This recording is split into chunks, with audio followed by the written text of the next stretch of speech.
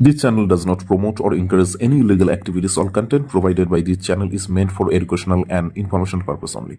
বিশ্ব মাতৃ দিবসের সকালে যখন গোটা বিশ্বে মাতৃ দিবস উদযাপন করা হচ্ছে, ঠিক তখনই কোচবিহার জেলার মেকলিগঞ্জে ঘটে গেল এক হৃদয় বিদারক ঘটনা। নিজের জীবনের এক ভয়াবহ মুহূর্তের মধ্যে দিয়ে গেলেন 60 বছর বয়সী দুলালী মণ্ডল। স্থানীয় রেল লাইনের ধারে রক্তাক্ত অবস্থায় পাওয়া যায় তাকে। শরীর থেকে সম্পূর্ণ বিচ্ছিন্ন হয়ে যায় দুই পা। জীবন মরণ লড়াই চলছে। এখন রবিবার সকালে ঘটনাটি ঘটেছে মেকলিগঞ্জ ব্লকের উছলপুকুরি গ্রাম পঞ্চায়েত এলাকায়।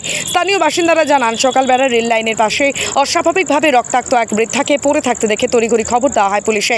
সঙ্গে সঙ্গে তাকে জামালদহ প্রাথমিক স্বাস্থ্যকেন্দ্রে নিয়ে যাওয়া হয়, কিন্তু সেখান থেকে তাকে রেফার করে দেওয়া হয় অন্যত্র। পুলিশ ও স্থানীয় সূত্রে জানা যায়, দুলালী দেবীর বাড়ি চিতিয়ারডাঙ্গা এলাকায়। প্রাথমিক তদন্তে পুলিশের অনুমান, তিনি চলন্ত মালবাহী ট্রেনের সামনে ঝাঁপ দিয়ে আত্মহত্যার চেষ্টা করেন। তার কোমর থেকে মাথা পর্যন্ত দেহ অক্ষত থাকলেও দুটি পা সম্পূর্ণ আলাদা হয়ে গিয়েছে। এই ঘটনার পেছনে পারিবারিক অশান্তির ইঙ্গিত পাওয়া যাচ্ছে।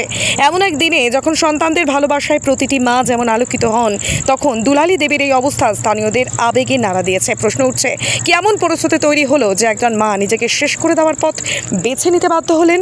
আপনি কি বাইক বা স্কুটার কেনার কথা ভাবছেন? তাহলে এখনই চলে আসুন দিনহাটা ইয়ামাহা অটো সেন্টারে এবং নিজ হাতে পছন্দ করে নিয়ে যান আপনার স্বপ্নের বাইক বা স্কুটার। আমাদের এখানে রয়েছে বিভিন্ন মডেলের বাইক ও স্কুটারের বিশাল সমাহার। রয়েছে স্বল্প ডাউন পেমেন্ট, ন্যূনতম ডকুমেন্টস ও সহজ ইএমআই এর সুবিধা। এছাড়াও রয়েছে যে কোনো কোম্পানির পুরনো গাড়ি এক্সচেঞ্জের সুবিধা।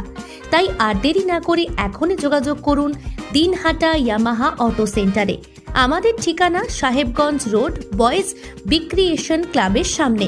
যোগাযোগের নম্বর 8158042471 এবং 7602877619।